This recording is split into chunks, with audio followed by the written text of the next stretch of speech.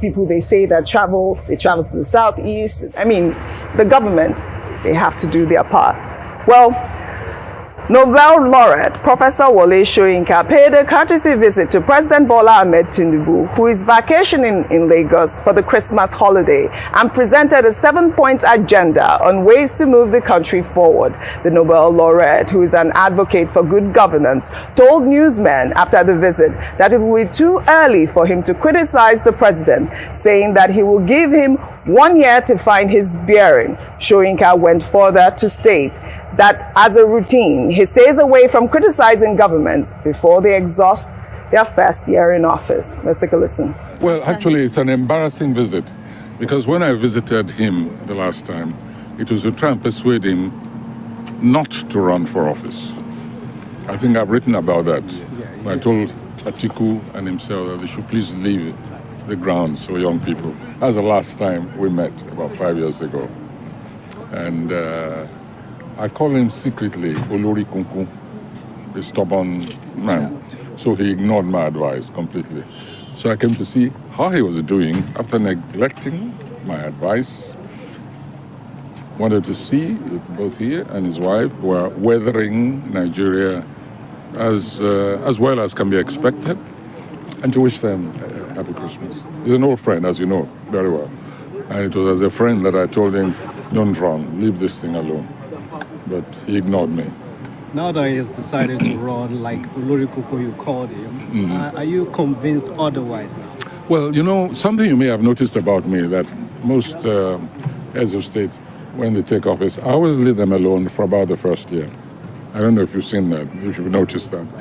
Because they need, I know when they come in, they don't start from ground zero. They often start even lower than ground zero, and they have to make up. So I have this personal policy, whether it's Obasanjo or Buhari or Jonathan, you'll notice that during the first year, I hardly ever say anything. And then people ask me, why are you not talking? I say, go and ask the last person whether I spoke during the first year. So I'm adopting the same principle this year. At the end of 1 year, ask me that question. So what would you like to see him do in the next... That's very simple. I came here with a 7-point agenda. And we had a very thorough discussion. All right, Dr. Bati, Nobel laureate Wole Soyinka, they're saying that it was quite an embarrassing visit because he had told the president not to run. But now he's presented a 7-point agenda, not an 8-point one. I wonder what those items are that he's about to discuss. But, you know, he had him saying that he's not, going to criticize the president until after 1 year goes by. What do you make of that? Well, fair enough. I mean, Professor Wole Soyinka went to visit the president who is in Lagos at the moment for the Christmas holidays. You don't expect him to leave his house immediately and start condemning him. That would not, be the kind of, standard civility that people express. But more important is the point that Professor Soyinka made about the fact that when Nigerian presidents get to office, they start from below ground zero. And, in this particular case of the Tinubu administration, we have heard from Wale Edun, the Minister of Finance and the Coordinating Minister of Economy, who told us that, look, they met an economy that had completely almost collapsed. We had similar comments from Yemi Cardoso, the CBN governor. Of course, we have heard from Minister Adelabu, who said that things were so bad that President Tinubu cannot even contemplate further removing electricity subsidy after he had announced the removal of fuel subsidy on day one. So, in other words, that confirms also what Professor Soyinka is saying, that many presidents start from below ground zero. It's like they need to repair what they are meeting on the ground. And he has said, speaking for himself, that he will give the Tinubu administration 1 year before he can begin to make any critical comment.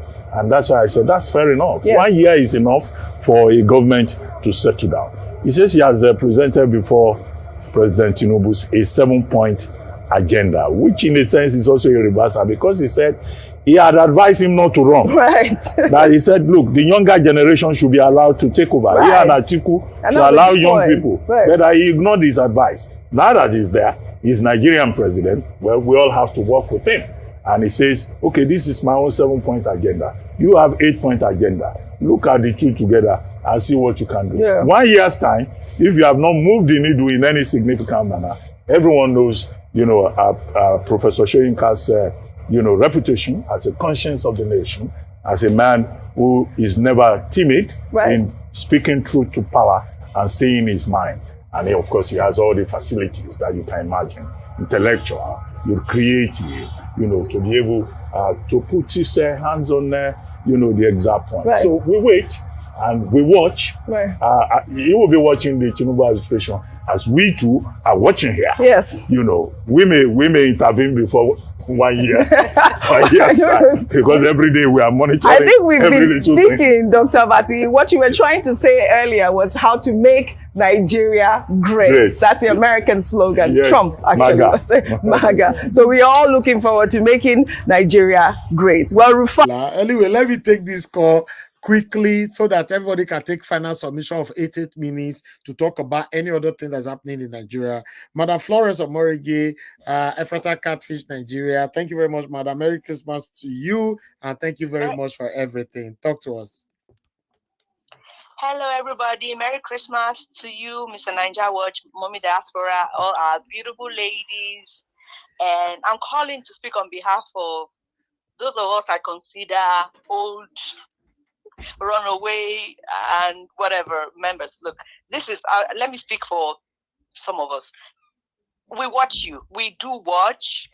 But I think what it is that there's something about Ninja Watch, right? You might get involved with other things, maybe your job shift changes, family orientation changes, you have to travel, or you have computer issues, whatever it might be, right? But our hearts are always with Ninja Watch because it's unique.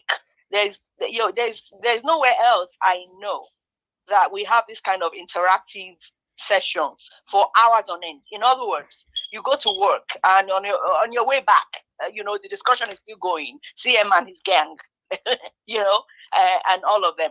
So we still watch, but it's just that, we got so upset at some point, very angry. I would put it that way, very disappointed, and we wanted a little break. Like, Exactly. what? I'm sick and tired of talking about. Nothing is happening. Nothing is changing. You understand? Like people like me who have invested heavily back home, and now due to the valuelessness of the naira, we are like, all our investments are worth nothing now. So we are brooding. You know what I'm saying? But the truth is, we still love that country passionately, and nothing is going to change that.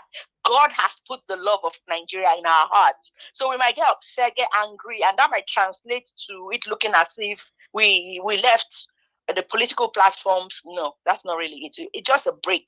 We just need a break, clear our heads. Not everybody's strong like you guys, though, emotionally and psychologically, like the rest of you who are still here. You know what I'm saying? Some people are like, what, it's beginning to get to me, but I need some time off, and then I will eventually come back. Speaking for myself, and maybe I believe that some other people as well who might not have the opportunity to, express themselves. But also, I'll say this: Nigeria Watch is a very informative place. It's a place that you learn a lot. You learn, look, I'll tell you this. So one time, a female had said to me, "Oh, I heard a voice on Nigeria Watch. This is somebody that lives far away, in another country."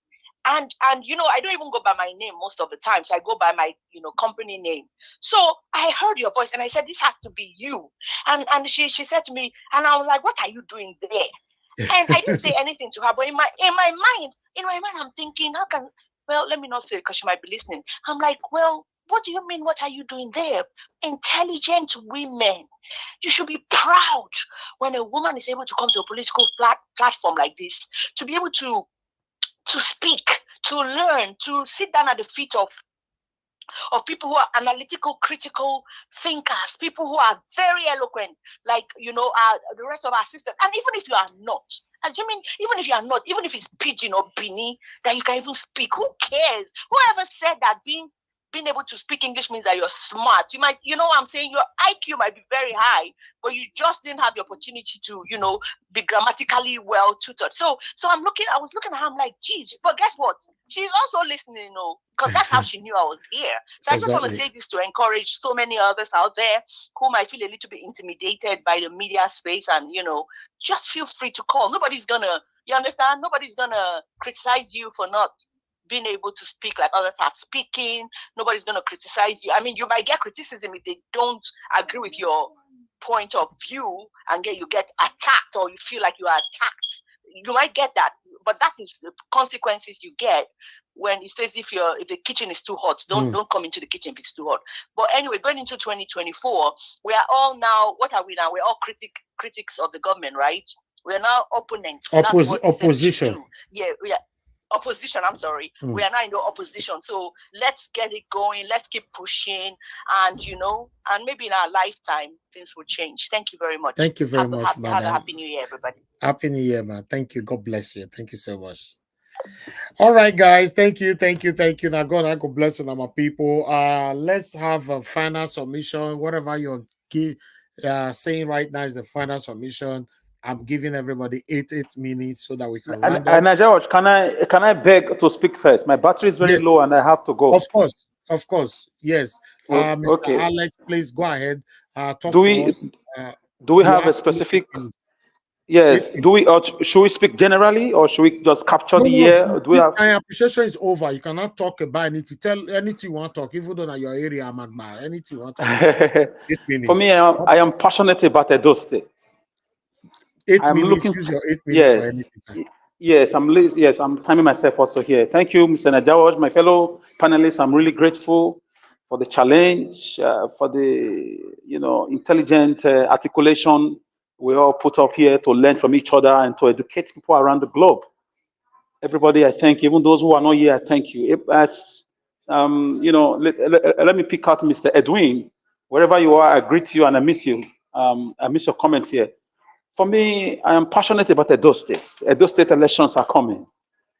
You know, it's been a roller coaster of bad administration in Edo State since 1999. It's been a circuitous and a perpetual, cartel who just come to amass wealth with the instrumentality of government through the vehicle political party. So if we must change Edo State, for me, I don't believe any of the parties can do it now. We should be looking forward to a new party. It may not come from the usual way of starting a party in Nigeria. It may not come from Abuja. A little party can spring up from Edo State for the sake of Edo State. With all the paperwork done, we can get the right people on board. And some of us are really working assiduously. We are working hard to give birth to this new party that will come up and bring the glory days of the ancient Benin Kingdom together. Let me give you a little history about Edo State today.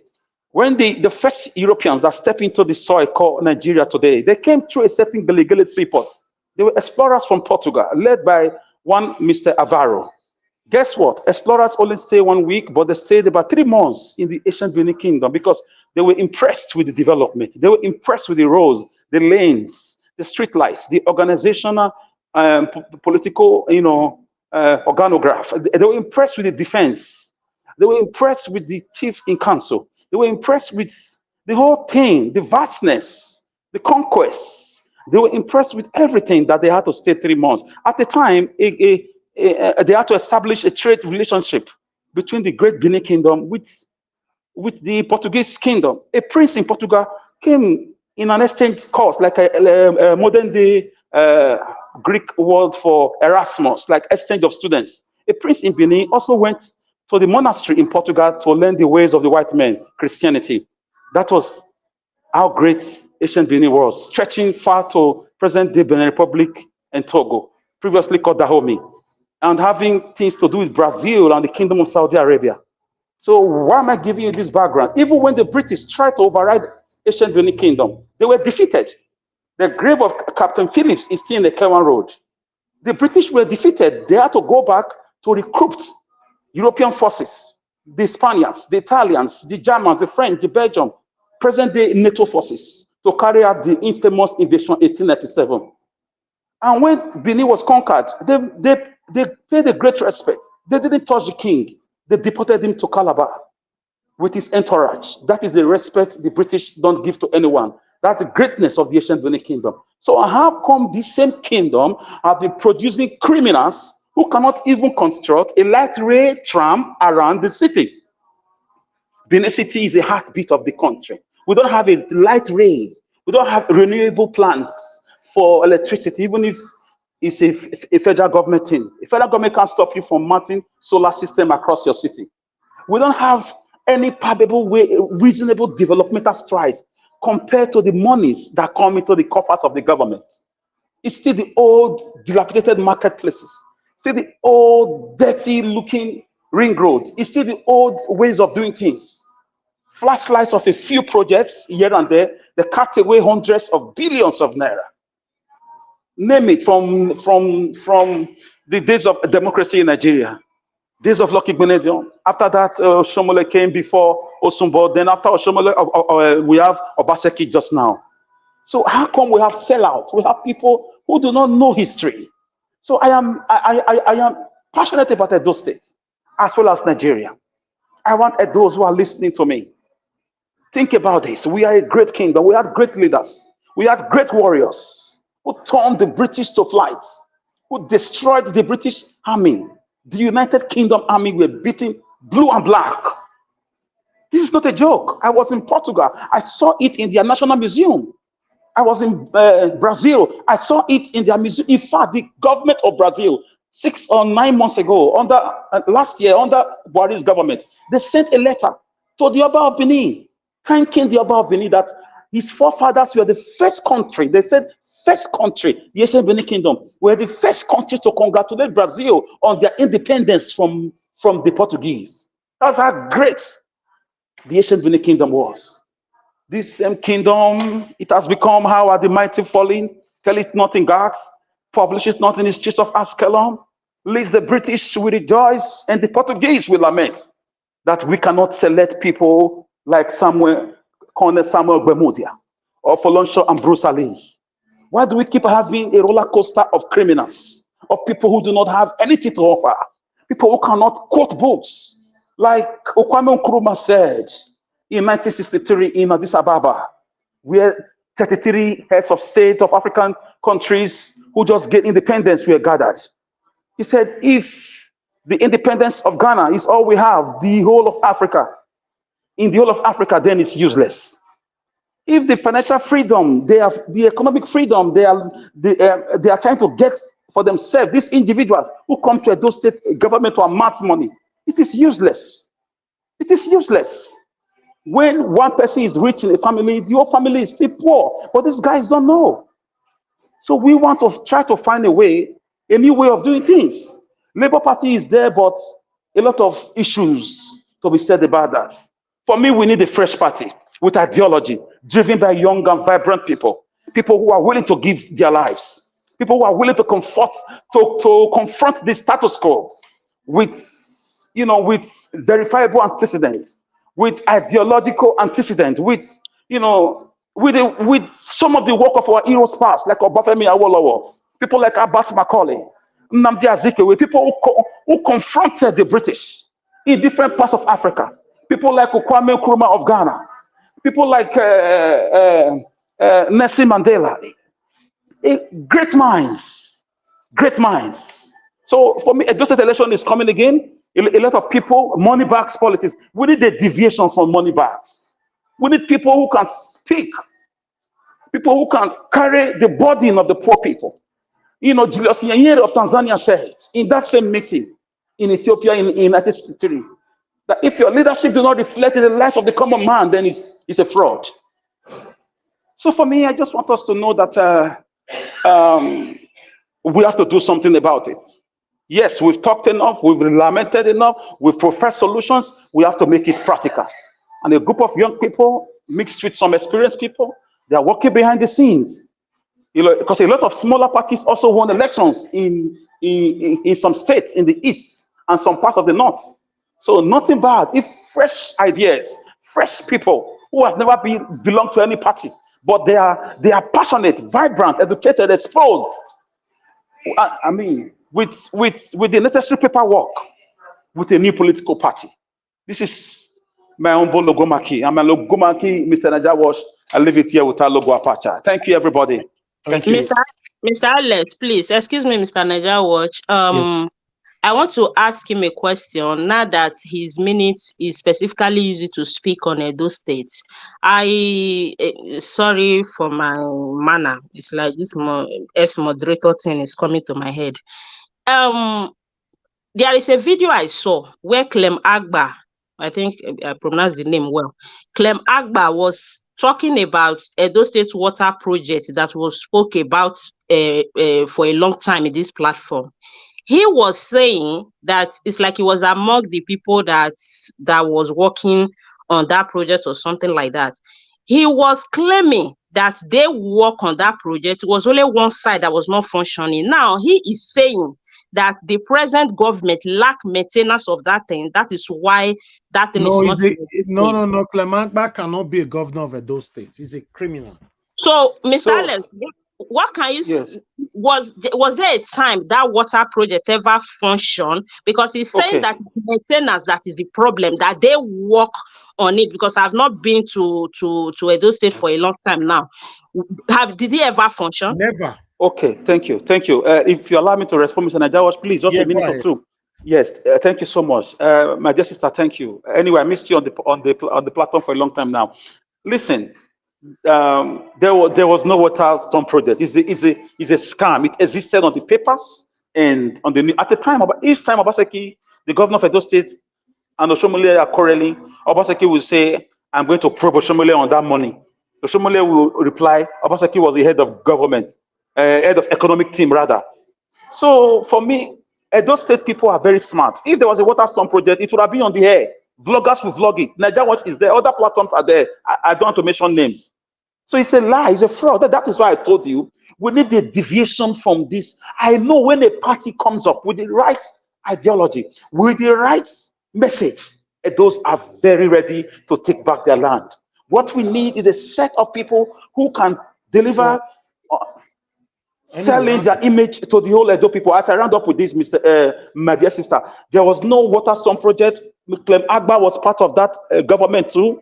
All these people are coming to run for governorship. So long as APC, PDP, even recently Labour Party have been infiltrated by wicked men and women in APC and PDP. That is why I hardly talk about them anymore. I just need, if the likes of Abat Macaulay and Awolowo could form a party, we can do it.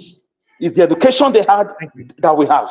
It's just to go through the law, have a lawyer who knows the whereabouts about these things, and it will be done. If you go to the Senate, some parties are there, they are not even known. One small party, but they won. It's how you say your message to the people, how you are accepted by the people.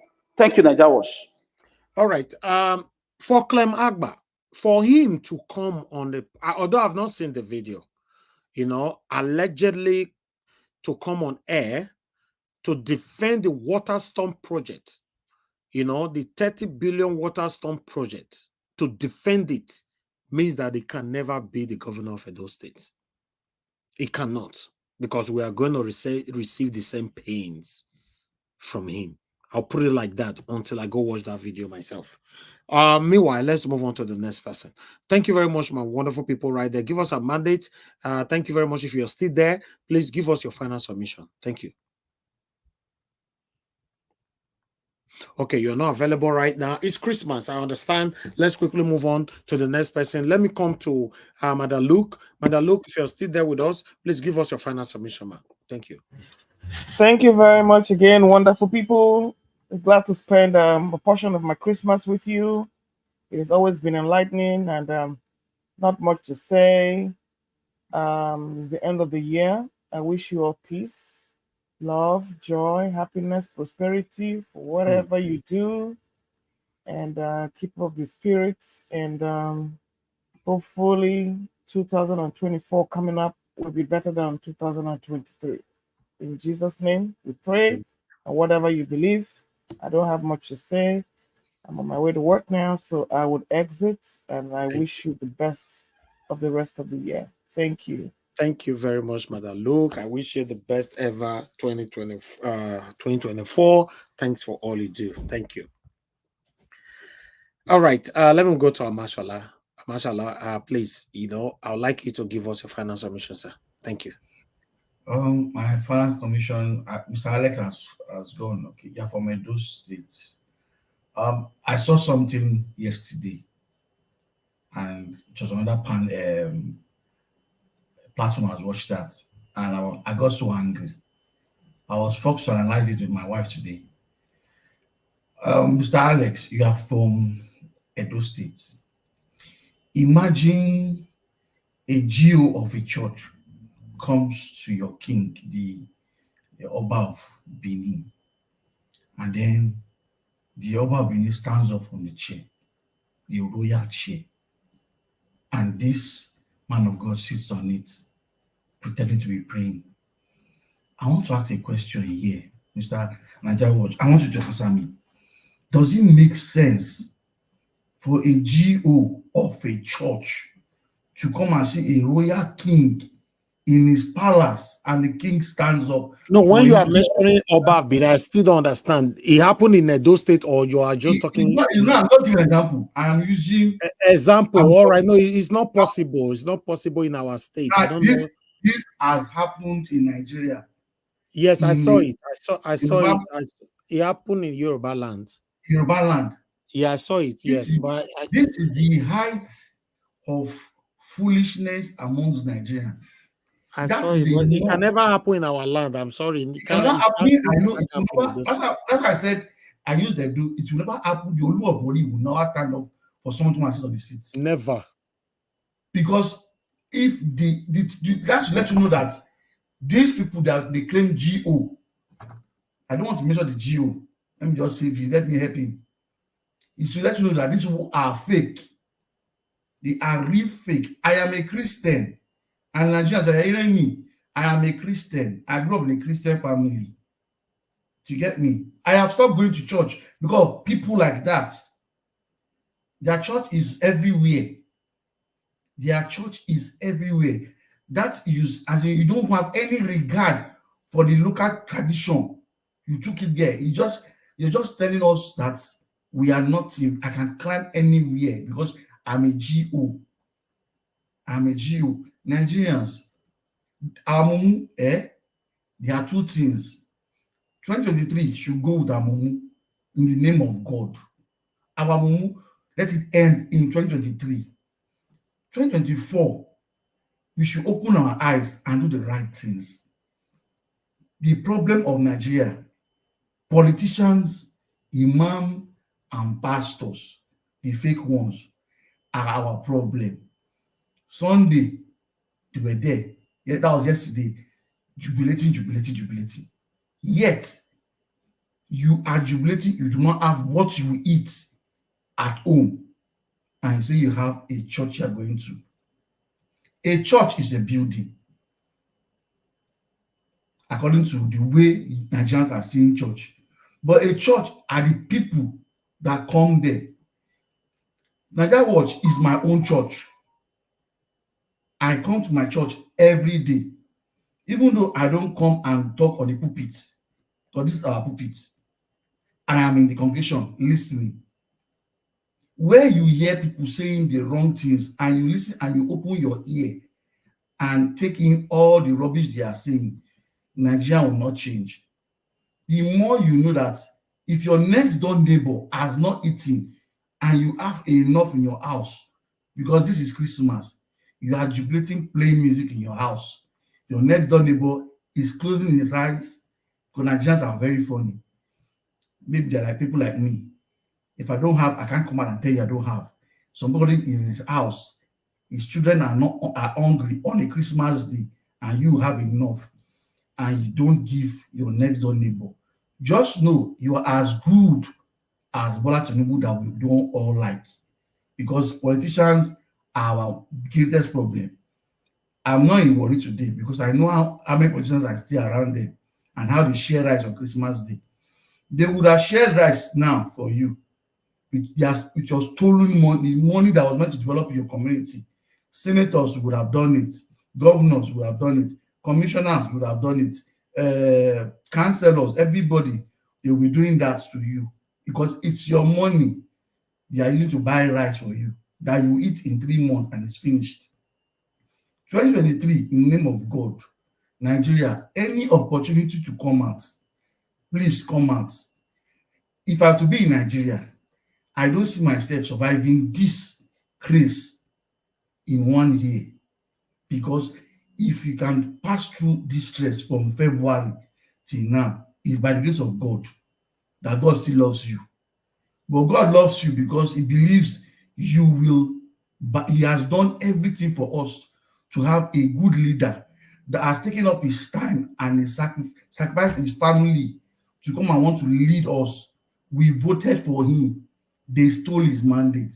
And we are all here still crying to the same God that have answered your prayers. Please, any opportunity to be outside, please come out, because I cannot imagine myself. Put yourself, Nigerian, put yourself, those who are enjoying in Nigeria, the Yahoo boys and those who have access to money from politicians, just put yourself in the position where you have 3 children. In January, they will pay school fees. Your landlord is going to come in January. You don't have a job. Just imagine life. Not to talk about somebody that has graduated, he has finished school, he has served, he has no job. He is not even living with his parents. How will he survive?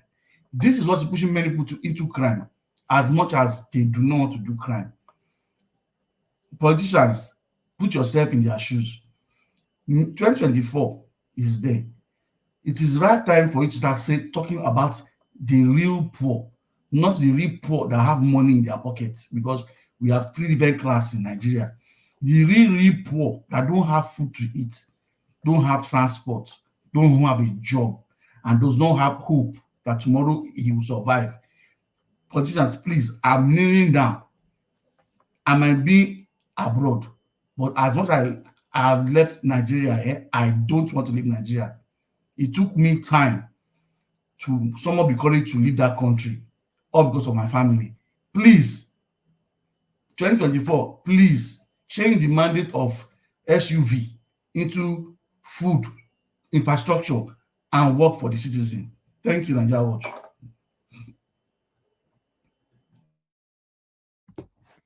All right. Thank you very much, Oga Mashallah. May God bless you. Thank you. Let me come to Oga Ferrara. Are you still there with us, sir? Okay.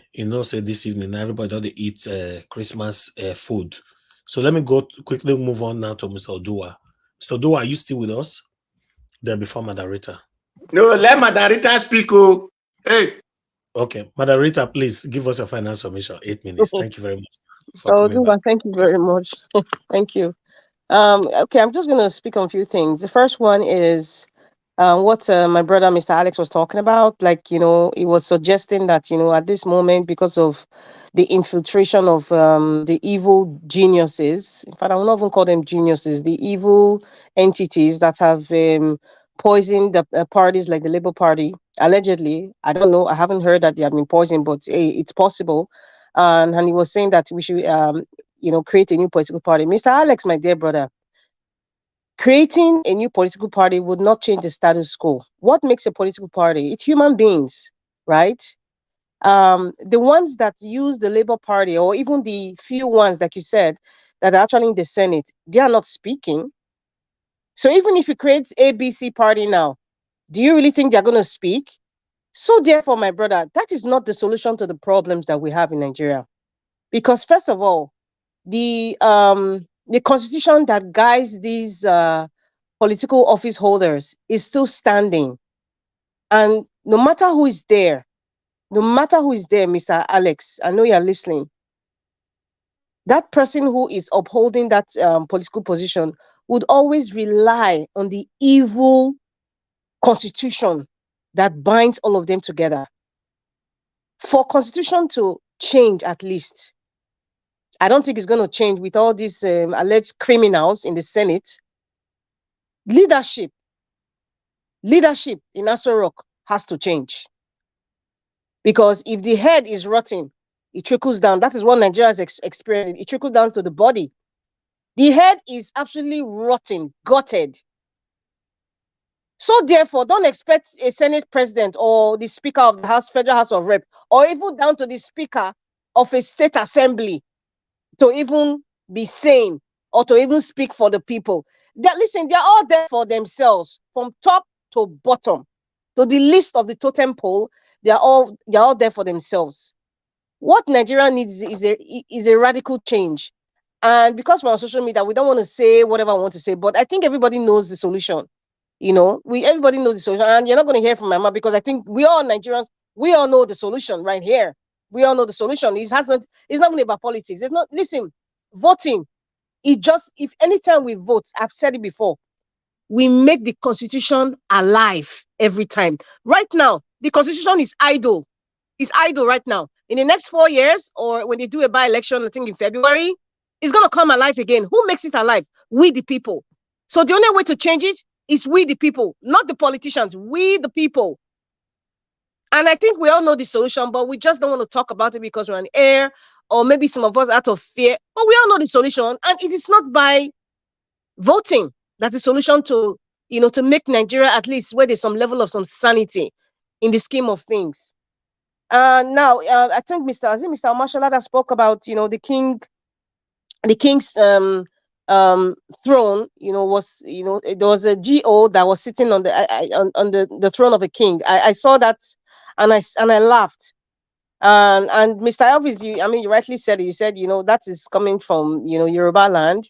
And I don't believe one ordinary person will go and sit on the Oni of Ife's seat, but we have other bales and obas, all over. And over time, over the years, it has been spoiled by politics and money. So the respect for these majority of the Yoruba kings, is like people just look at them like ordinary, It's like, okay. So one thing you need to realize, this GO of this church that we're talking about, many of the people who are pastors or who hold one high position in that church, many of them are deliberately, I repeat, deliberately placed in positions like the Oba of one community. There was even one that was even recently done in, I think it was Ogun State. Is it Ogun State or is it Ogbomosho? I think so. And the people that were there, that were even in attendance, the high and mighty of this same that GO's church, for crying out loud. It's deliberate because it's all about control. It's all about money. For the GO to sit on that seat, the throne, it means that this GO has some sort of economic power that made that Oba have that seat. So this kind of slave-like, I will not even call it subservient, being subservient right now. It's a slave-like relationship between these GOs and the followers. Really, it's a slave-like relationship. If you look at the way some of these followers, these ones I'm talking about, they own most of all these banks, these loan companies like Lapo. Many of them that own those kinds of organizations, they belong to these GO churches, many of them. So they control a lot of things. They've infiltrated into the politics. They've infiltrated into the traditional institution. So therefore, who is fooling who? They've mixed up everything. Listen, you cannot serve two gods. You serve one. You have to pick one. You can't be sitting on the fence and think that you are fooling people. You cannot, or you are fooling God. That's impossible. So I am not surprised with what I am saying. I am not surprised at all. If that your GO is sitting on that throne, it speaks volumes of his influence, of how that person got to that seat. So that slave-like relationship is what the one that was crowned displayed to the entire community and to the entire Yoruba race or the culture of that town in which he was crowned as an Oba. It says it all. So these are the kinds of things that make younger people don't even respect traditional rule. If I don't respect the culture, like what is that? I beg. It's I beg. If I can pay one man now, it will be Oba, and nothing will happen. Same thing that applies in the north. So what are we? I beg. Nigeria is just messed up. I beg. And what I want to talk about again is the professor of rice and beans, aka Wole Soyinka. I don't even know why we entertain to listen to anything that comes out of the mouth of that man. Seriously. Anything that comes out from his buccal cavity, to me, is nonsense. Personally, to me, it's nonsense. That man needs to be in a retirement home of some sort. How can you not come now after saying we are all fascists? After saying that we are Peter Obi and his people, they graduate. You have not called us a fascists and all sort of horrible names. You're not coming to tell us now with a smirk on your face, oh, I advised him to leave last year. I advised him, to leave the seat for the younger generation. Hello? Koro your eyes, your friend, professor of rice and beans. You saw what happened to the young people. When you were younger, we know what you did. We know you anticipated when you were younger. Now, the person that you claim is your friend, that you advised not to call, the person stole it from the younger generation. I repeat, he stole it. Thief stole it from the younger generation. You are not coming to smile to tell us what that you advised him. What kind of person are you, professor of rice and bean? What kind of person are you? Anyway, you have already told me you have told the majority of Nigerians the kind of person you are. Anyway, so whatever you are saying right now, it holds no water, professor of rice and beans. It holds no, we are not interested in whether you advise them, whether you are coming in the next 500 years or the next year to look at the administration. We don't, at this point, we don't care. Nigerians don't care. All of you are thieves. You stole it in broad daylight. You didn't even steal it in the night without no shame. You stole it. People like Dele Alake with his bulging eyeballs, he stole it and he told us, yes, he stole it. So what are you telling us now? You should enter house. All these people that are talking, that come to be advising and be saying nonsense. All of them should bundle themselves in a sack and enter house, or just lock themselves in container, because that's not what Nigerians want to hear. And finally, I want to say this. We're all celebrating the birth of Jesus Christ. In case some people don't know why we are celebrating Christmas, it's the birth of Jesus Christ, right? If you read John 3:16, it will tell you one of the main reasons why Christ was born into this world. Now, there are people who went to church. I read in the news today and even yesterday, many of them were murdered. Many people are not smiling as we speak. Many people are crying. Many people are in pains. Many people have become orphans. Please let us remember them in our prayers. Please let us remember them in our prayers. As a matter of fact, well, because Nigeria right now, the value of life is, in fact, a slice of bread is more valuable, or a piece of cow meat is more valuable than a human being in Nigeria. So they can afford to celebrate in Aso Rock.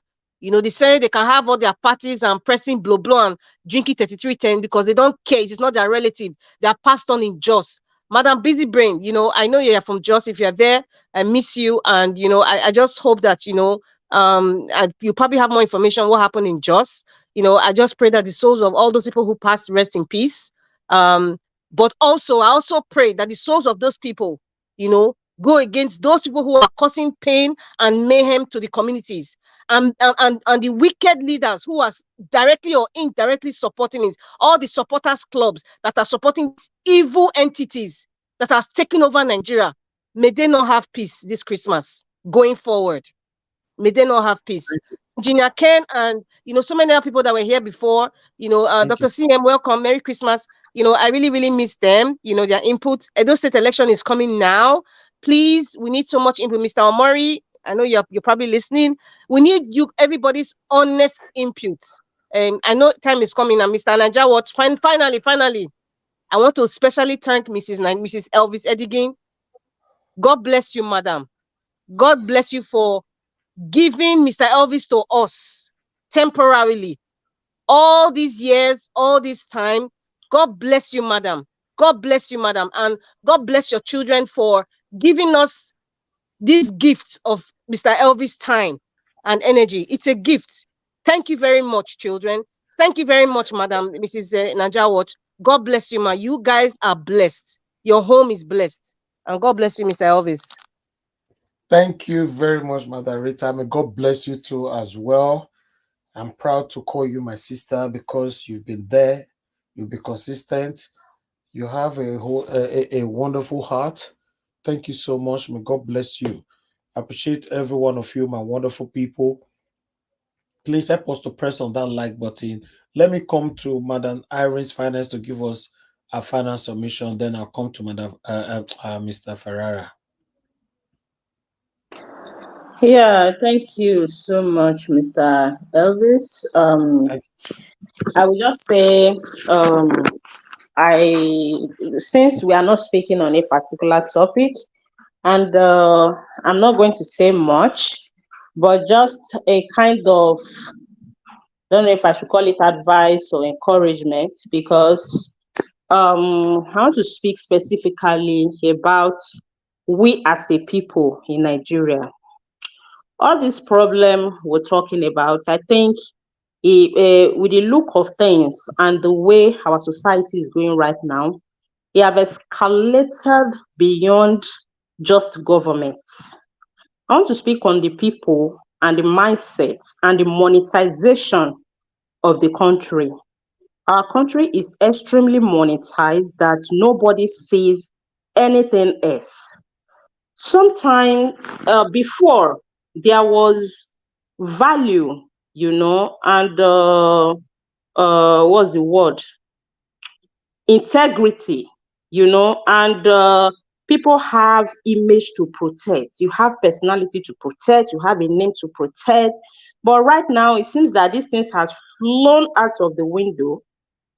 All people are just after. They feel that when you have money, you don't need to protect anything. Your money will protect everything for you. I mean, it's so saddening. It's so disgusting the rate which our society is being monetized right now. You see, this thing is making a lot of things go wrong. You see, people are confused.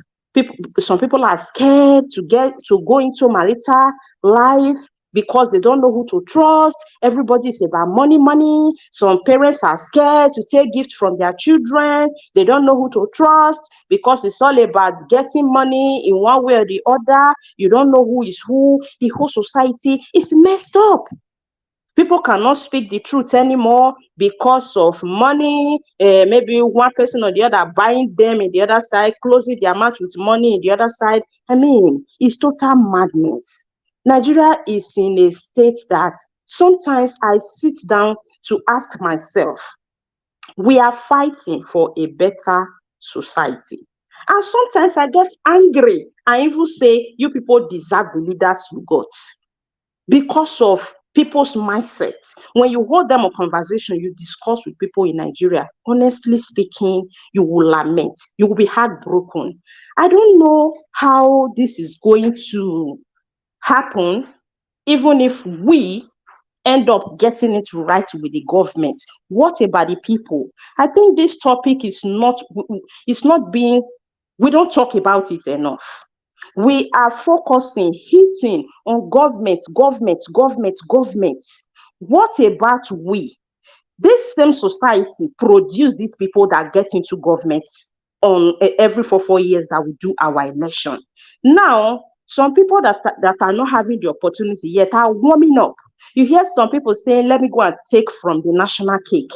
I mean, the mindset is polluting by the day. Values are depreciating by the day. Right now, immorality is order of the day. No respect. People come to social media, constitute nuisance. They don't care if their parents are watching, family are watching. Honestly, in my era, there are things that before you say, just to speak some certain things, not to exhibit it, you will think about your family. Sometimes I see some certain things, people saying, when you wake up to social media, you don't have that family member that will disgrace you online. You don't know what God has done for you. We have come to this. Before we use things for people. But right now we have come to the society where people use people for things. So where did we miss it? I think we have to really emphasize a lot on the way our people are going, the mindset of our people, the corruption of the normal human, as an average Nigerian on the street. Because even this season have demonstrated a lot of things to see how people in Africa has been eating fake food for years. Just what happened recently, you can see people run to go and check their water in the house is fake. You check your pepper sauce is fake. You check this is fake. I mean, This is wickedness. You people know you don't have license for this. You know you don't meet the requirement to produce this. You put tap water and go and sell it. You know it's bad. You keep doing it. So I'm taking foreign rice, local rice, and using foreign rice bag to package this thing to sell it in a high rate for people that are suffering like you. I mean, a lot is wrong in our society. I don't know how we are going to tackle this, but I think we should speak more on this topic, because we can't only just be sensitizing people to understand the level of corruption that is in the government, to understand where the government is suffering them, to understand how they should go about our constitutional issue, when then themselves are also the problem. When they are also the problem. I mean, it's crazy the way Nigerians don't respect anything. They don't respect anything. We know that the country is lawless. But when we put into our capacity as an individual, we also work on ourselves. Okay, let it be that, for example, the street people are trying. Government is not just okay. Honestly speaking, I think everywhere is polluted in that country. Nobody's trying. Nobody's trying. Nigerians really need to work on themselves. This is a new year coming. Nigeria is just it's like people are existing as if they are not living. I don't get it. Anything that happened, they're just like, it not concern me. And so far I have somebody that can give them money or that can do anything for them. This idea of it not concern me and this corrupt mind, I am pleading to Nigerians, let's work on our mindset. Let's work on our mindset, because it will be so bad that we are losing our voices into this thing, talking every time. Let's get it right. Let's see how we can take our country back. At the end of the day, what if you get your country back, you don't even know what to do with it? All these things are one of the things causing confusion in Nigeria, that you see everything is going wrong. Nobody is doing anything about it. Nobody wants to do anything about it. They have become unnecessarily lazy, unnecessarily, I don't know. People don't want to do anything. People don't want to work. People don't want to. I know that government is not producing job, but you see some people, like some of us in diaspora, people will ask for help. You try to say, okay, what can set up something for you? It will tell you, okay, this can set up something for me. I can do a petty trade and this. Just help that person. It will eat the capital and eat everything and come back and cry. And when you make investigation, you realize that no business was ever set up. They have this mentality of defrauding everybody, you know. I mean, I am pleading, 2024 is coming. Let's work on ourselves as we are working on the government. We know the country is hard, but still, there are still people that are legit, that are still trying to get it right, that are still putting their best to do well. But I think the majority having this mindset of, let's please, let's work on ourselves as Nigerians. Let's be good to each other. Let's love ourselves. Let's stop using ourselves. Let's stop doing what we are doing. You know, our brother, I just said something earlier on in this platform that happened to his WhatsApp. Don't be surprised if you find out it's his fellow Nigerian. I am not saying there's no crime in other countries, but all this minor lifestyle that we have suddenly acquired out of laziness, out of stupidity, or I don't know what to call it. You see small children in Nigeria, 17, 16, 18, whole conversation with them. They don't know where they are going. They don't have direction. It's absolutely crazy. I'm pleading, we are going to another year. Everybody is going to be a year older in 2024. Let's try and make good use of our life and redirect ourselves and change our mindset. Let's work on ourselves as we work on our government, or else the society will continue to produce what we are having up there. So I appreciate everybody. Thank you all the panelists for your wonderful submission, for joining in a day like today that was supposed to be celebrating with families and various people. We still come to the platform. Thank you all in the comment section. Thank you, our invisible viewer, Mr. Ivis. God bless you, Sister Rita. Kudos. I'm waiting for my Uwu and Ogede. Thank you so much. Bye, everyone. Iris Finance, thank you so much. I'm very, very grateful for you coming to the panel today. Your voice means a lot to us here. Thank you so much. May God bless you. I appreciate every one of you. That was a wonderful advice from you there, Madam Iris Finance. I really do hope many will listen. We now live in an era where a lot of people are running more than the shadow for a reason I don't know. But nevertheless, that's a good submission. Thank you very much. Mr. Elvis. Let me before I call.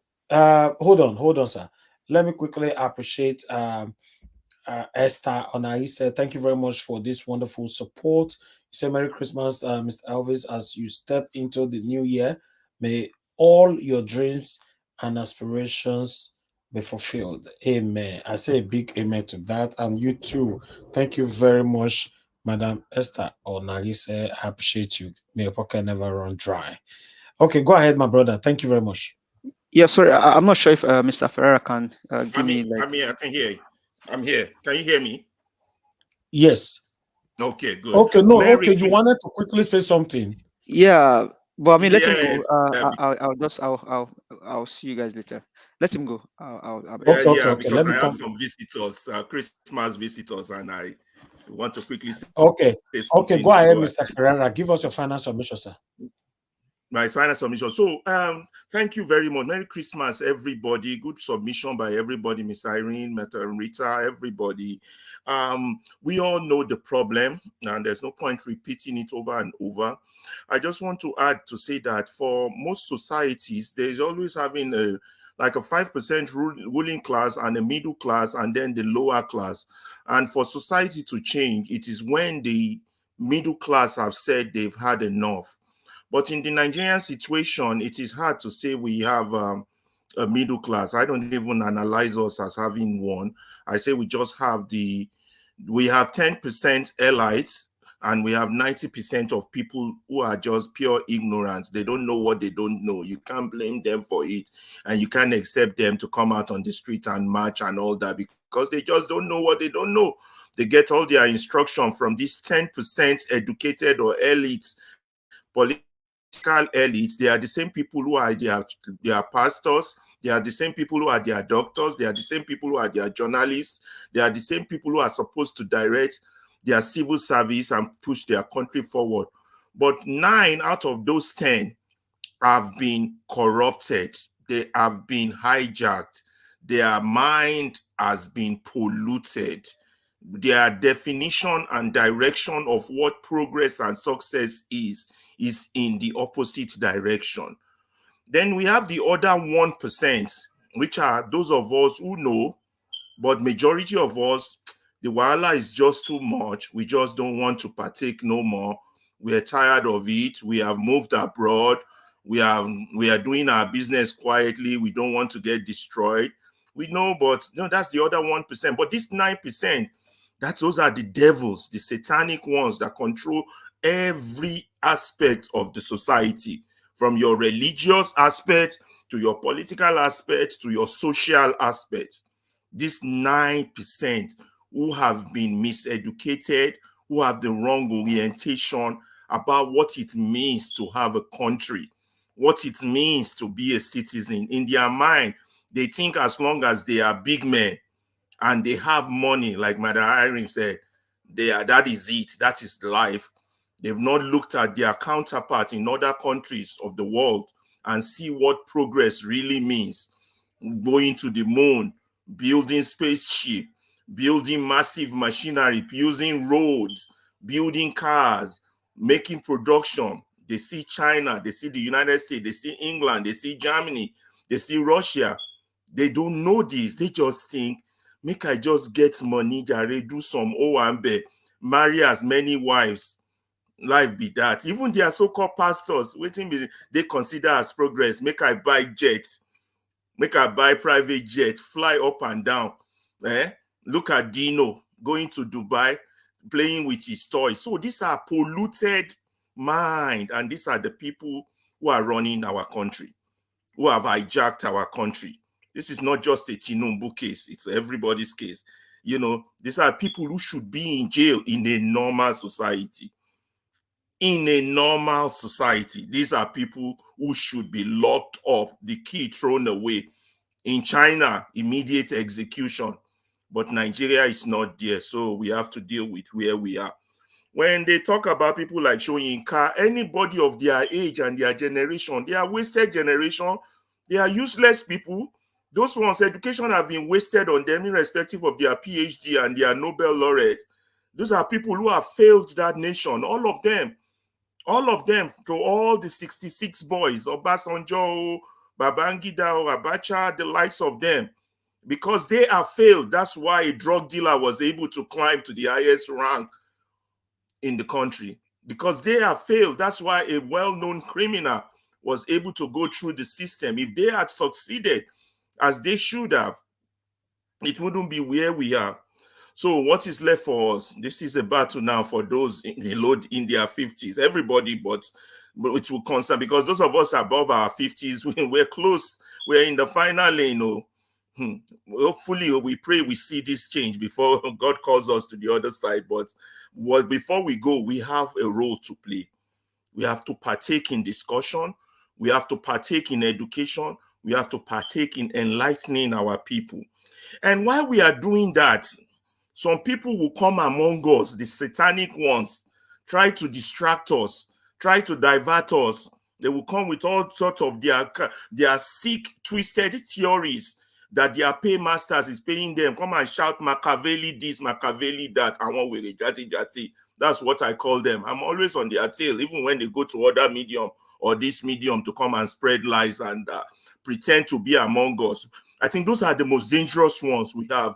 Those who pretend to be with us, but are not really with us, because those ones will not let us be able to face and tackle the problems. So I have talked about the old fools, all those old generation, all the obas, all the governors, everybody above in their 60s, 70s, 80s, 90s that have failed this country, all of them. Don't waste time talking about them. The Wiki, the Fubara, the all of them. I mean, how many names? We just don't have time wasting, but we have to talk forward. So the job is in our hand. Those of us who know, we cannot keep quiet. This medium like this, very important. We have to keep supporting you, Mr. Elvis. And while we are doing that, you too, you have to make double effort to expand until your message gets into every room in Benin City, every room in Edo, every room in the whole of Nigeria. We have not achieved anything. We have tried, but we have not achieved anything. We have to have a diaspora media that counteracts their strong propaganda machine, because the opponent is the enemy is the beast is big and massive, and we have to look at it like that. So these 9% satanic people, they are in your churches. Some of them are your pastors. They are your CEOs. They are not CEOs. They call them men of God. What do they call them? It's not. They don't use CEO. The GEOs. GEOs. They are your GEOs. All these satanic people. Satanic, who have messed up what we are celebrating today, which is the birth of Christ. Christ did not come for prosperity or money making. Christ came for the salvation of the soul of man. And these people have no soul. They have twisted the gospel of Christ, just like the children of Israel did when Moses went up the mountain to get the 10 Commandments. They have carved for themselves a golden image of money, twisted the gospel of Christ, and that is why our people are docile, because they've been captured religiously. All these churches, all these mosques, all this Pentecostal movement, all these fake GOs everywhere, they are part of our problem. They are the inducing sleeping pill of our problem. All right, thank you. Moving forward, let me round up. Last one. Moving forward, I say all of us have to come together, all who are agitating, all progressive mind. All right, For thank me you, sir. personally, more education. I think we should boycott all boycottable election to make the problem more massive, since all judicial and every aspect of the society has been captured. Thank you very, very much, Mr. Elvis, for giving us the opportunity to chat, and God continue to bless you. Merry Mr. Christmas Ferreira, and Happy thank New you, Year. sir. Merry Christmas to you, sir. I really appreciate you. Thank you so much for all you do. Thank you very much for that wonderful submission. We'll continue to try our best to put even more effort into what we're doing today, to see how we can get results. Thank you very much. But meanwhile, let us move on. Give us a mandate. Please talk to us. Thank you. Cassian, don't Thank you. worry, it's will get to you. Thank you very much, Mr. Elvis. Hopefully, you guys can hear me clearly. Yeah. Greetings to everyone again. Thank you. I think, honestly, each day you come out to see most of these things happening, it just basically puts sorrow in people's mind. Today, we should be celebrating in Nigeria, and Plateau is bleeding. I think I also saw something about Enugu State. And for the past 24 hours, maybe possibly, none of the GOs, none of the bishop, none of the archbishop, none of the prophets, evangelists, teachers have come to say anything about these deaths in Plateau State. And I say some days here ago that the politicians are married to judiciary, the GOs, the bishop, the evangelists, the teachers, the pastors are their concubines. In as much as they are good, their children are settled, they don't even care about their own church members. Because if you look at the whole thing now, that community in Plateau State, I just saw a video online. It's so horrific. The baby at the back of the mother may not be up to 1-year-old child. The mother has been pied, and the baby is behind the mother crying. One of the video in Plateau State. Such a woman will belong to a church that has either a pastor or a GO or a prophet or a teacher or an evangelist, but they have not said anything. Why? Because members don't have anything to celebrate for this Christmas, but in the house of the GOs, the bishops, the archbishops, the evangelists, the teachers, the prophets, there is rice, there is beans, there is chicken to eat for Christmas. And the poor masses are dying in their numbers. Nigerians, we need to arise.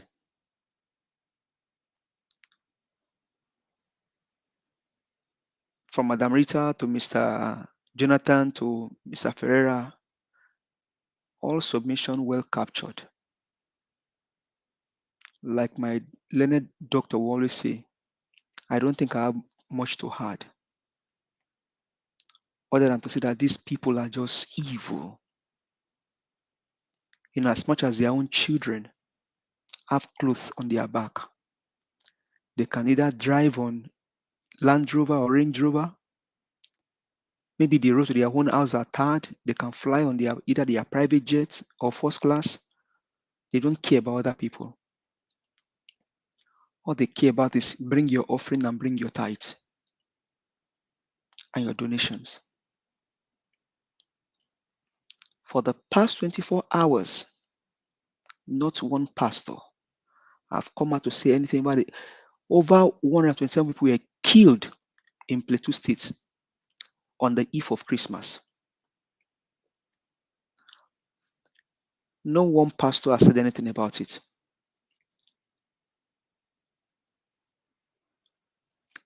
The so-called Mahmoud Yakub Select president is already in Lagos receiving dignitaries, and the community is under siege. People are crying.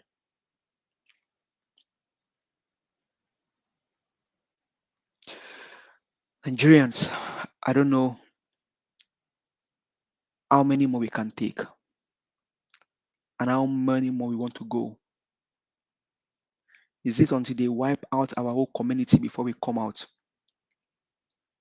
And I beg you, Nigerians, disregard the voice of anybody telling you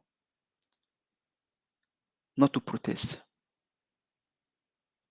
Wherever that person is, disregard their voices. Madam Rita just captured it, like I said some weeks ago. To take Nigeria back, it must be by force. Yoruba call it Tikpakpa Tikuku, with blow and kick. That's how you can save Nigeria back. These guys don't understand gentleman language. Sri Lankans, they didn't do theirs with gentleman language. In Kaduna, they killed over 200 from the account of the eyewitness. Now in Plateau State, in Jos, 127. Add 127 to 200, that's about 327 people in less than 1 month. In less than 1 month. In less than 1 month.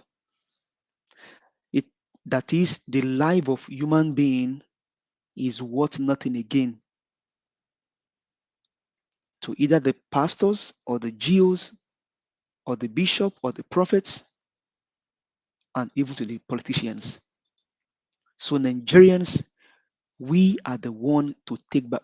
Over 327 people died in less than 1 month. Less than 1 month. I don't know. But redeeming Nigeria has to come by force. These guys don't care. And that's how they continue to wipe out communities, societies. They'll be doing it, they'll be doing it. How many more can we take, Nigerians? Today should be Christmas, like Mr. Ferreira said. It's about the birth of our Lord and Savior Jesus Christ. Jesus Christ even promised humanity. He promised human life. But here in our own country, they are destroying the sanctity of human life. So what then is the purpose of celebrating a Christmas? If a whole community can be going through this pain on the eve of Christmas and nobody, not one single authority, has come to say anything about it. Nigerians, arise. Poultry farmers, they don't even, I don't know, people are suffering. Thank you. But we will not keep quiet. We will not stop speaking. Nigerians, in less than 1 month, 327 people taken, and nobody's saying anything. Arise, Nigerians. Thank you, Mr. Elvis. Thank you. Give us a mandate. Thank you, my brother. It's very painful to know what is happening. When I saw that video, my God, Jesus, we can't discuss it here. We can't show it here. When I see that video where children they cry, God, I pity for our Nigerians back home that is still, I don't know, that is still supporting these people. I don't understand. Upon all this, now you still see people that will say, "Don't worry, APC will still they'll be better. Give them time." Kai, I ask myself, They cannot fix anything. They cannot do it unless they allow Peter Obi. They cannot do it. And I'm not saying this because I want to speak about Peter Obi. No, he knows the situation. This man has done it in Anambra before. And I'm not saying just because I want to make some political noise. No, the guy has a roadmap to getting this thing fixed. More so, whoever has to fix Nigeria must come with integrity. These guys here now don't have integrity. They come to loot and loot and loot and loot and loot and loot and loot. all right, thank you. Thank you very much. Give us a Monday once again. Appreciate you all. Mr. Odua, are you there with us? to give us a final submission before I call on? Yes, I'm here. I'm here. I'm still Okay. here. Give me your final submission, sir, because I'm August Okay. will have final say. Okay, thank you. Thank everyone. Thank our Bogoro, our the locomotive and locomotives. Yeah. That is Mr. Alex with your Krukun Kanku. Well, anyway, Sister Rita said something about those states, about politics and the setup of a new this thing. I believe the only solutions of party, because those parties that we are set up before now, we are set up by the old mentality. Just come there. That is where they doesn't have a rules. Person will go away today, tomorrow we will turn back to the party because they does not set the party for the way party is supposed to be. Now that is why they say that. He said when people go there because they cannot talk. No, a party, people work on party structure, not the what they call a 1999 constitution amended. 1999 constitution amended did not give any rule, any law to any party, but party work in their law. The reason that the court can just say you are not the chairman, you are not the chair, these things, it is because the party doesn't have structure, they doesn't have rules, they doesn't have law. That is why court will not say, okay, today you are the chairman, tomorrow no. No, party are the one to choose who is their chairman, not the court. We can make up a new party and it will work for the people, because anybody that is coming to the party is going to sign under that law of the party. So by the time you now take the vote of that party to the camp, automatically you will be sacked from that office, because the law of the party have told you and you are firm to it. And if you refuse to speak because you thought you are going to be eating money that the party just vote you, no, the law of the party will probe you as a criminal, just like those who went and take SUV.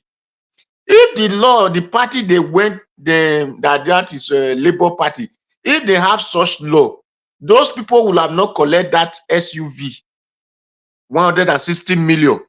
The salary that we pay person for 100 years, a person that is receiving 100,000 or receiving a 50,000, the money that we pay that person life, it will pay his children to come salary.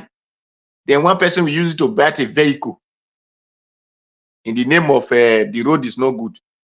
Because if the party have those kind of law done, those people cannot take such motor because they have the vehicle they use to contest. And the road that is not good, is their right to make the law that will make that good road to be okay. So if the those states want to set up a new party, I will be very happy. And they will put laws. Anybody who come to that party and contest, if you disobey this law, all your these things is cancelled. So the court will affirm you for that you are cancelled, because this is what the party set up for you, not what the 1999 constitution amended. Mr. Odua, sir. Mr. Odua, Yes. sorry if it's okay if I interrupt.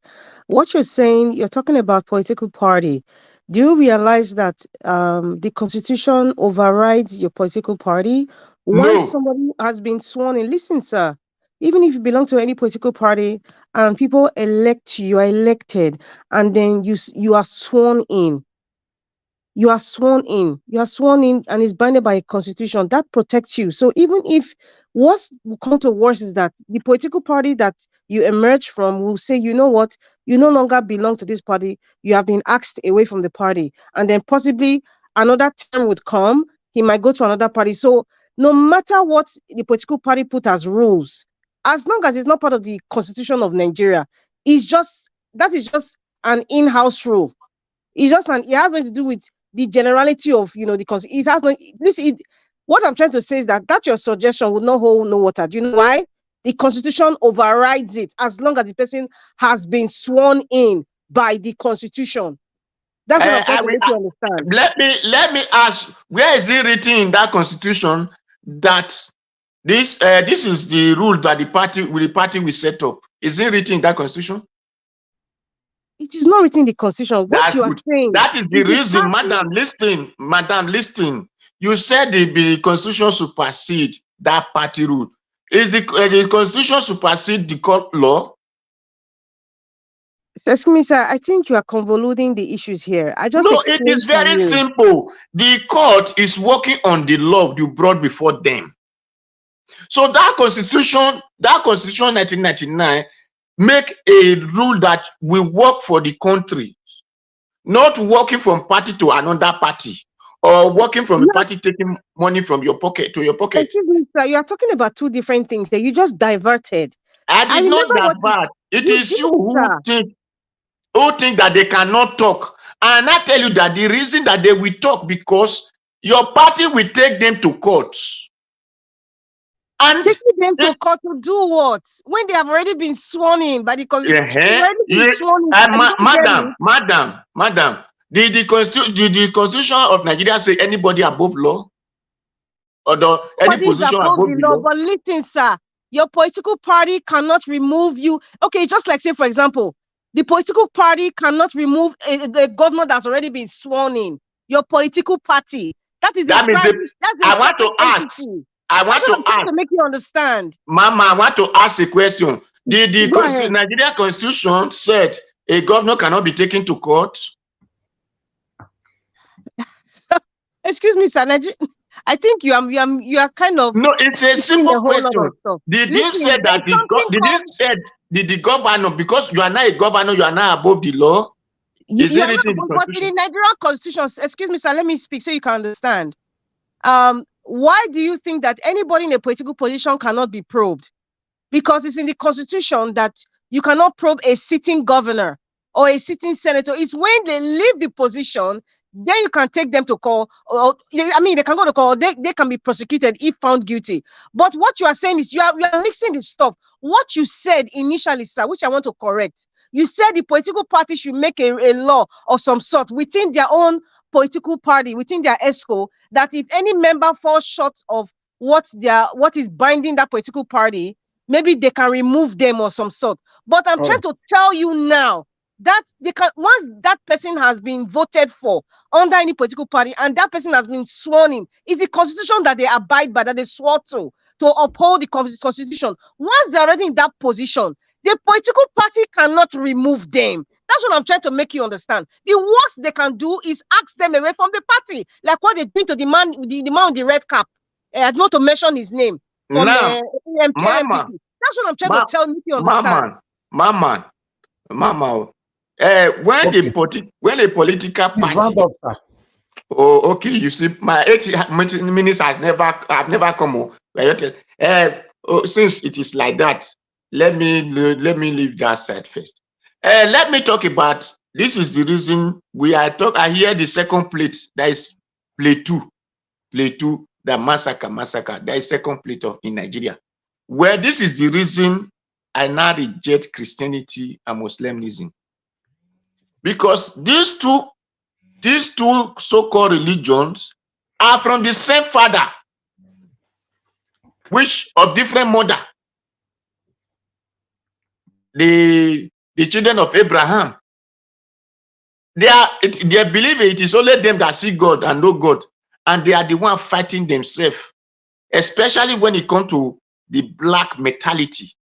Because the white people, the Arabia and the Italians or the Romans, they doesn't fight themselves over this their religion.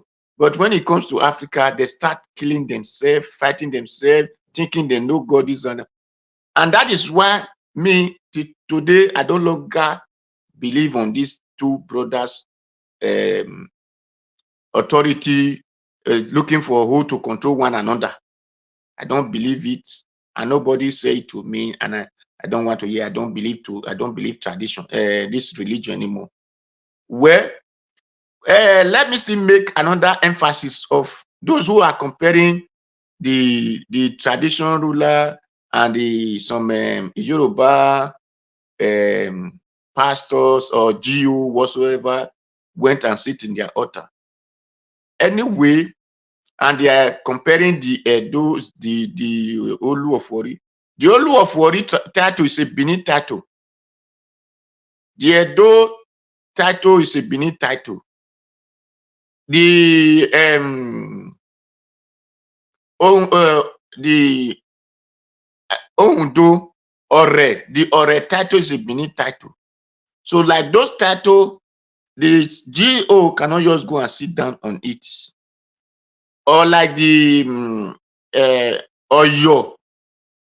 I don't believe that this thing will go and sit down in your title, on your position. That's Alafi. Most of these titles that you see are chiefs, which they call Oba. They are just chiefs of the positions. And most of these GO you people are hearing are from one of the chief lineage, those they call bad lineage today. You may be that GO supposed to be even their Oba, who's supposed to be the Oba, but in Yoruba, they can do selection and say, no, this family is the one today, this year.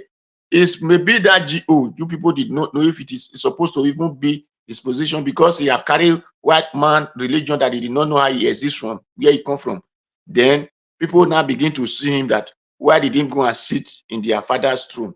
So please, we people should not blame that too much because you don't even know who that really person is. Thank you, Mr. Odua. Thank you very much for your submission and thanks for your time with us today. Merry Christmas to you once again. All right, everybody on the panel, I've given the submission except August CM. So please, guys, help us to press on the like button. Let's hear from August CM. Please, that like button, I not remember to ask since. Please press on it. It's very, very important for our voices go far. August CM, it's good to have you on the panel. Merry Christmas to you, sir. Thank you very much. Finally, we have you. Please, I beg.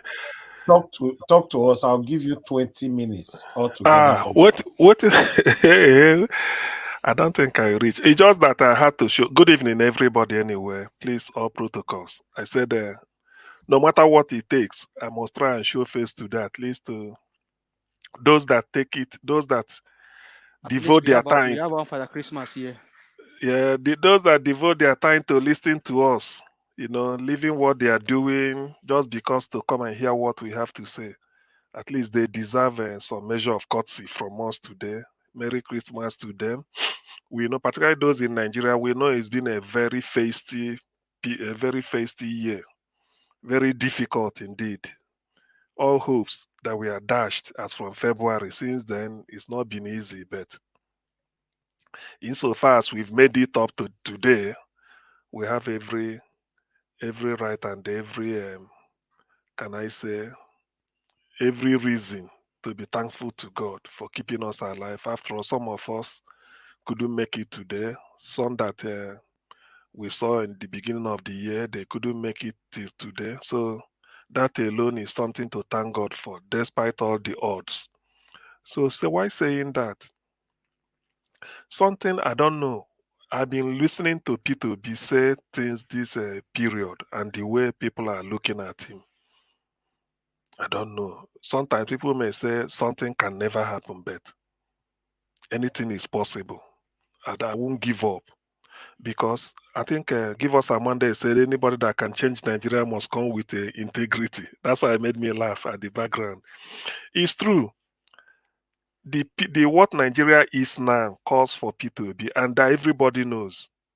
If it's P2B that is on seat since May, you see that hope will come back, particularly those of us in the diaspora.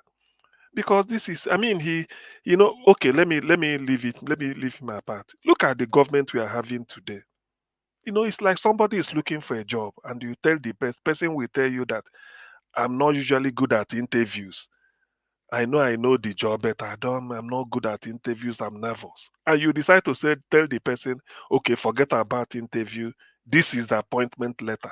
Go and do the job.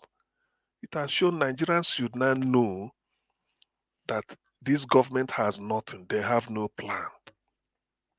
They have no plan. They've had it their way, bought their way through. No plan at all. I'm saying it. I can't see any unless somebody can show me. There is no plan. Even if anybody who is serious about governing Nigeria There are 1, 2, 3 key issues. Unlike, say, you are taking over a country that is almost stable. You may say when you go there, even 6 months, you can be waffling. Nobody will know that anything because they won't feel it. But there are key, that is, these are the 3, 4, 5 key issues. None of them, no policy, nothing. Nothing. Look at the economy is in free fall. There is no way our naira will appreciate without export. Check it, everybody. In fact, I was reading something today. I found out that America exports so much, though they may not come to Nigeria. They export a lot of things to Europe and Asia. I was surprised. United States, not to talk of Japan, Korea, what is it called? Malaysia, South Africa. They export. Nigeria, nothing. So how can our naira appreciate? How can there be job? This is what Peter Obi said when they were asking him about the economy. What can you do about it? I mean, what can you do about the naira? Look at the exchange rate. Where Peter Obi said, look, we don't talk about naira. Just leave naira will come up. Just keep exporting. That's all. That is the meaning of production. A country of about 200 million people, you don't export anything except if you export a crude oil. And even the crude oil, if you export 1 barrel, 3 barrels are being stolen. Then you are still you are still borrowing. You see, it's criminal what is happening to Nigeria. I don't know why Nigerians are so docile. They don't know what to do. There is no savior in sight. There is nothing except if P2B had been in. I've looked around, there is nobody. Because Nigeria is a country that is like a leaking roof. Revenues are being lost here, right, left, right, and center. Thieves everywhere. Thieves everywhere. So the first thing you do is you plug the loopholes. When you plug the loopholes, then you can now say yes. Then you start. And that was P2B. He made it open. Even with the expo he gave them, they still cannot do anything. What are we doing? Nothing. Nigerians just wake up and sleep, wake up and sleep. All you hear is that Nigerians now you see Nigerians standing by the side of bags of rice, and people are clapping. If they give you a bag of rice, at most you eat it. It cannot last you 1 month, even if you are eating it every day. When you finish that rice, what happens? So you see, it's a shame, to be honest with you. I'm just reflecting on this year. Very tough year for Nigerians, and this is how it will continue. Unless Nigerians get off their back seat or how do the English say it? You get off your bum and do something. There is no hope. Nothing. There's no plan. There is no plan with these people. There is none. No plan at all. Unless somebody will come and tell me this, that they're nothing to show. 6 months, all they do is just to wake up. How can a government come to power and with the state of Nigeria's economy, what is their priority is how to go and import 160 million naira worth of SUV for each and every house or every legislator? How can such? This is a hooligan. It's like if it's a child, they say it's a wayward child. You come into Nigeria with poverty capital of the world. Your priority is how to go and buy yacht and moor it in one ocean. That yacht, is it bringing money? Is it bringing revenue? Nothing. It's like money washed down the drain. The cars you brought, today, by end of the year, the Japanese company will be having a party. They've sold, they made profit this year from the money you get Nigerians pack today. Sometimes let's see, let's leave the cost of the vehicles for it. Let's think and let us reflect. Is that not wayward? If it's a child, say this is a wayward child, it's a hooligan. You came into government, your priority is how to buy SUV. Look at the house where the president of United States lives, White House. It's been there since 18th century. All they do is you repent it. I know if it is now, that wouldn't be the plan. Probably the way you are looking at shining, they may change the windows to modern window. But he said that has been where the praise. Look at as rich as America is. What Nigeria is doing is to, I got a house built in the 70s or early 80s. They want to build a new one for the vice president. 15 billion in Abuja. Then the one in Lagos, they renovate it at the cost of another 5 billion or something like that. That's a wayward, it's a wayward child. There's no way you can. In fact, any man, any father who has a child like that, you will be crying, say your child is so wayward. That's what they call somebody is wayward. Wayward. That is the government we are having now. How can you be the money you borrowed it? You don't export anything. And look at your youth, like Peter B said, your youth in their productive age between the age of 18 to 40, they are not doing anything. That's a recipe for disaster now. Sometimes when they say you want to tackle insecurity, I look at people and laugh. If you are tackling insecurity for people between say 20 to maybe 40 years, they can start to buy people. The person you see that is 17, in the next 3 years, he will mature and join the group. So the supply line is always there. That's what they call supply. The supply line. I remember in malaria parasite they taught us in school those days.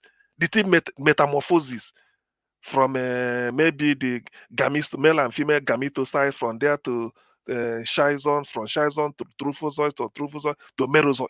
You see, any drug that will only kill the schizons, if you are killing the schizons, 2 days later, the trophozoites, the merozoites will mature to trophozoites. The trophozoites will mature to schizons.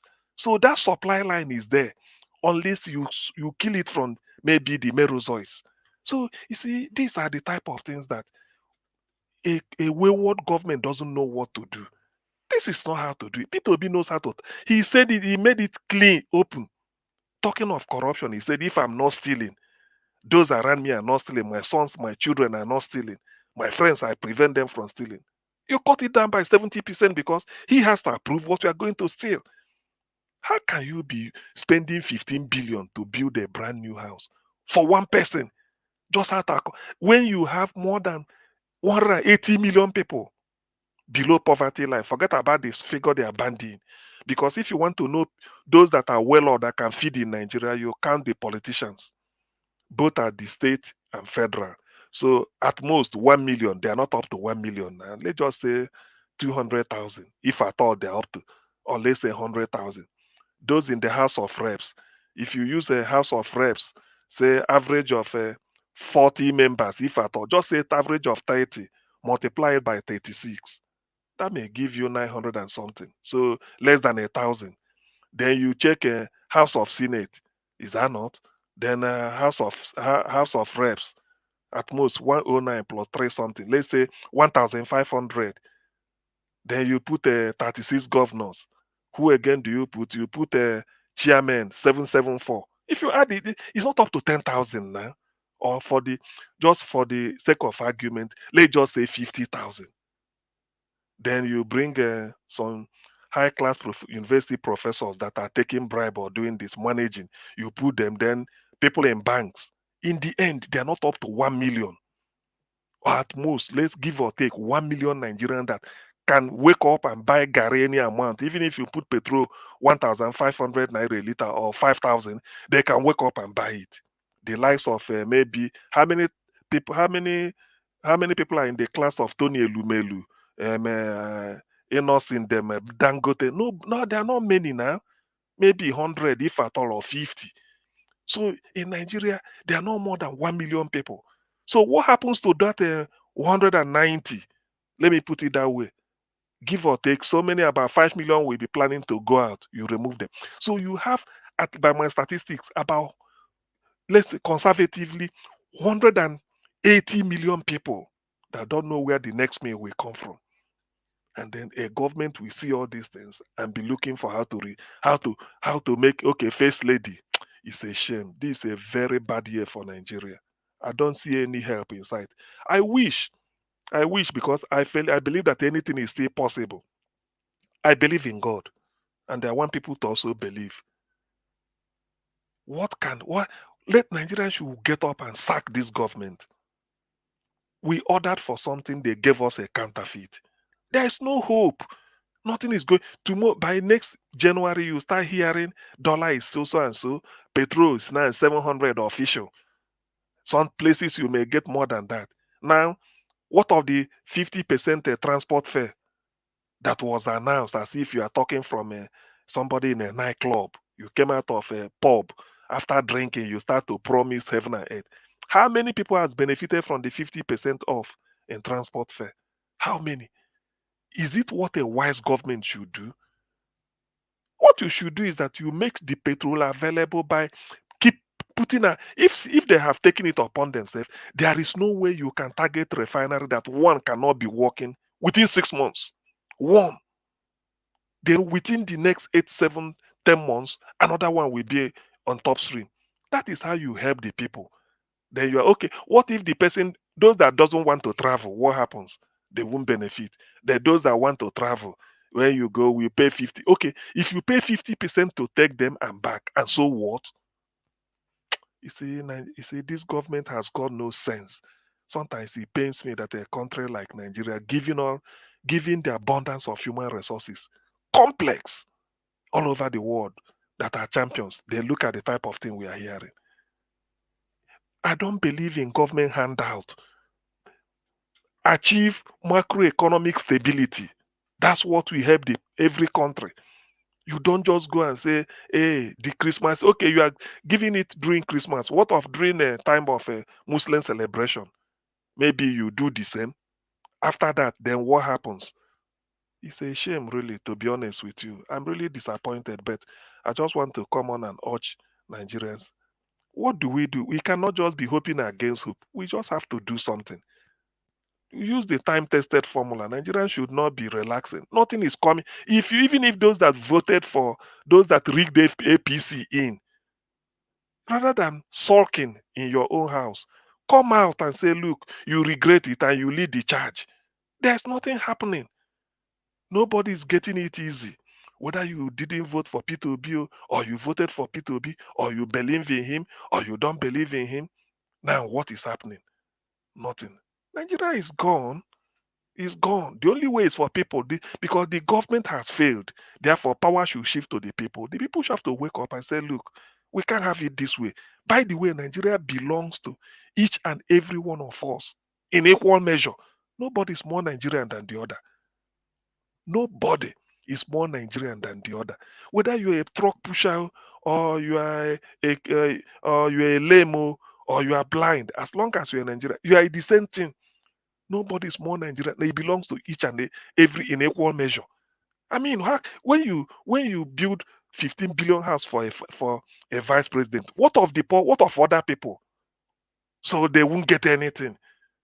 All they did was to vote you in. There you go and build house for yourself, take care of your wife, take care, buy a presidential yacht and every other thing, and then you look after yourselves, give yourself allowances, and then what of the people that vote? Oh no, Nigerians are so docile. It can't happen in so many countries. To be honest with you, we've seen peaceful demonstration in Brazil. We've seen it in Argentina. People come out with their cooking pots and pans and be disturbing the world. Before you know it, the government have to cave in. Why is Nigeria own so different?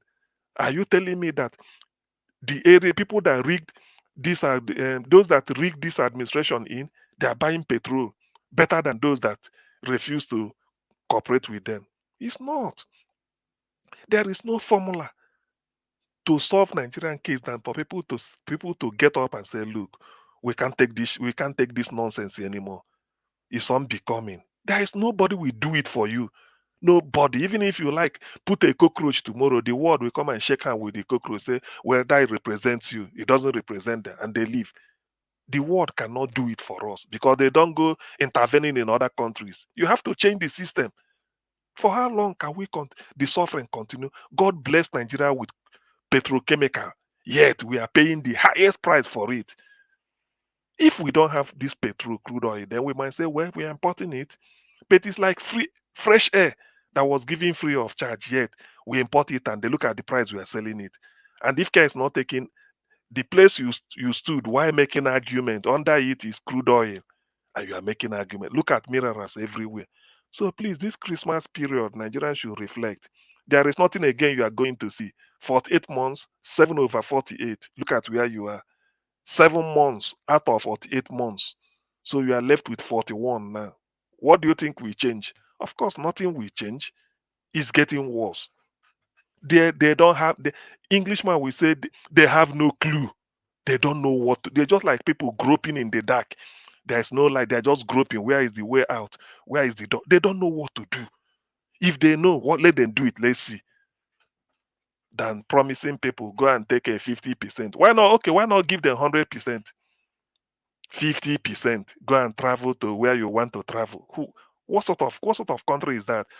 What are you going to eat? So Nigerians, please get up. I so much love debate. I want somebody to debate me and tell me this is what they are doing. Let me know. There is nothing. Okay, I will do that. The Constitution says so. Okay. The Constitution said what? The Constitution says so. No, I'm not getting you. He said, did the Constitution said so? Yes, the Constitution need oppression people. The Constitution need those who will give 50% to PAC and not give it to us. Okay, I get where you are driving at. Anyway, well, to me, let us to end. Nigerians should reflect. The suffering is not going to end; it's getting worse. In fact, people will tell you that June was better than July. July was better than August. August was better than September, and so on. Somebody will tell you October was better than this December. So, meaning that December will be better than January 2024. So, what are we really waiting for? People, Nigerians have to get up and do what others are doing. I've given you, forget about, there are more than 100 million Nigerians that are below poverty line because I've checked it. Apart from those class of people I named, who again fits better in Nigeria? No other person. Everybody just, okay, maybe you put some armed robbers or All those right. kidnappers. Thank you. So you put them to top up. But then it's still not less than 180 million people that are suffering. What are you waiting for? Nigeria Watch, thank you for the opportunity. I wish everybody happy, a Merry Christmas. We reconvene tomorrow, but people should reflect. There's no more talking. Just we've been talking since January. Let them reflect. Thank you. Thank you, Augustine. Thank you very much, sir. Thank you for coming around. I thought you said you're not going to finish your 20 minutes just now. You see how time runs fast. But nevertheless, it's good to have you here today with us. I want to use the opportunity to appreciate every one of you that joined us today. Those of you that came into the panel, Gal Mashallah, Aga Ferreira, Mr. Oduwa, Aga CM, Mr. Alex, Madam Iris Finance, Madam Rita, Madam Luke. Thank you very much, my wonderful people, Mr. Chuks Obibweze, and many others that came in, Madam Nena. Thank you, my wonderful people. I appreciate you all that came into the panel, Mr. Alex and all that. And those of you that called in as well, thank you so much. I have one or two calls that I'll quickly pick just now when I finish this acknowledgement because she's been calling in. I'd like to quickly appreciate those of you that financially supported this channel today, supported me. I want to say I'm grateful. May God bless every one of you once again. May your pocket never, ever, ever run dry. I'm very, very, very pleased and I'm encouraged by your support all the time on this platform. Those of you praying for me, those of you sharing my video, those of you liking our videos, may God bless every one of you. Continue to do what you're doing. Let's continue to put our voices there to have a better Nigeria. It's not easy. You see what happened today, yesterday night, Christmas Eve, in Plateau State and other states as well. How that they cancel human being like say now just joke. It's pathetic. I can't believe my eyes. But meanwhile, let's continue to say what we are saying. Fingers crossed. Hopefully, we will have a better Nigeria in our time. Good evening to you, madam. Thank you very much for calling in. Merry Christmas to you. Please talk to us, ma. Thank you. Talk to us. Thank you, sir. Good evening, sir. Thank you, I bet no verse. I know say they call it no verse for me. Merry Christmas to you and to your family. I don't want to talk anything. I just want to wish all the panelists their Merry Christmas. All of them. They spoke very, very well. George, they spoke my mind, so I don't even have anything to say again, but to call to say Merry Christmas, and God will take us to see 2024 in a prosperous year that the Lord will do it for us.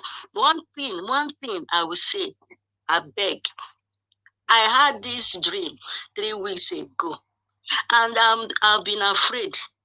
But yesterday, that's why I even called. I know it's late, but since I said, okay, this dream I had this voice said that we should stand up, not west, south, and east. We should put aside tribe. We should put aside whatever religion or what is dividing us. That we should stand up as one body, not west, south, and east. And then take our country, that this thing is going to be more heater. I had this. I've been afraid for 3 weeks. Even last time I called, I didn't say it. When I finished, said, so yesterday I told God, I will say this thing. So please, that is the only thing I will say. God will help us to take away those tribal and religion division that's dividing us. With that, it's not going to be easy for us to take our country back. God bless you, Mr. Elvis, Niger Wash. Thank you. Bless your family. Bless all the panelists. God bless all of you. All of you spoke my mind today. I'm so happy. I'm so happy. God will help us. God will help us. Thank you so much. Bye-bye. Bye, Mama. Thank you very much. God bless you. Thank you. All right, guys, we've come to the end of this broadcast. Thank you very much, everybody, once again. Thank you, Mother, for all, Mommy Diaspora. Thank you for all you do for us, Mommy. We appreciate you. Always, thanks for being there. I appreciate every one of you right there on the comment section. Lele, thank you so much. Thank you, my people. I don't know how to thank you all. I'm grateful having you all. God Almighty that have kept every one of us till today. We keep us to see 2024 and many, many more years ahead. I appreciate every one of you. Stella Masemedo, Tony Africa, thank you very much. I appreciate you all. Delaja Ogumbiyi, thank you very much. I appreciate you all, my people. Every one of you right there. Thank you, Mother Iris Finest. Thank you, Constant. Thank you very much, Madam Luke, and many others. And God bless you now. Thank you so much. We need to end this show right now. Moderator, thank you very much. Guys, help us to press on the like button. Augustine, it's good to have you here today. Thank you for putting your voice out there with many others. Let's continue to do what we're doing. The worst part of it is that it's not getting better. Try to go watch that video, or let me put the video on Niger Watch Family Group so that you will see what happened to people yesterday in the same country where you and I came from, Nigeria. That's where you get to understand, or rather, that is where you will appreciate what we are doing here. Because some of you think that we're coming out because we don't like the government. I don't have any reason to hate my government. I want a government that will prioritize me as a citizen, that will do the right thing for me and you. So we are demonstrating our constitutional right. That's why we come out every day and talk about the things that's affecting you and I. But for you to continue to oppose us, continue to tackle us, or rather continue to attack us just because we're calling out the government to do the right thing for us is baffling. Thank you very much, my people. Now, we draw the curtain. Now, God bless you now. Every one of you that have put a smile on my face today, Heavenly Father, God Almighty, we continue to put smiles on your faces. In Jesus' mighty name, I've prayed. Amen. Bye for now, my people. And God bless you now.